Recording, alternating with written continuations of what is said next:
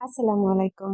Masters নিয়মিত কোর্সের first merit লিস্টে যারা চান্স পায় নাই তাদের অনেকেই আমাকে ইনবক্সে জিজ্ঞেস করেছেন রিলিজ স্লিপে পুনরায় আবেদন করার জন্য আবার আবেদন ফি লাগবে কিনা। তো তাদের উত্তর হচ্ছে যে না, পুনরায় আবেদন করার জন্য বা রিলিজ স্লিপে আবেদন করার জন্য আপনারা টাকা লাগবে না। এটা তাদের ক্ষেত্রে যারা অলরেডি আবেদন করেছে কিন্তু চান্স হয় নাই অথবা চান্স হওয়ার পরেও ভর্তি হয় নাই। তো আশা করি তোমরা উত্তরটা পেয়ে গেছো। এখানে আরেকটা বিষয় ইনক্লুড করি, যখন রিলিজ স্লিপে পুনরায় আবেদন করবে তখন হচ্ছে প্রত্যেকেই নিজ নিজ পছন্দ অনুযায়ী 3টা করে কলেজ চয়েস দিতে পারবে। 3টা করে চয়েস দিলে আশা করা যায় সবারই কম বেশি হয়ে যাবে। তো সবার জন্য অনেক অনেক শুভকামনা রইল। হতাশ হওয়ার কিছু নাই, আল্লাহ সবার সবকিছু সহজ করে দিক।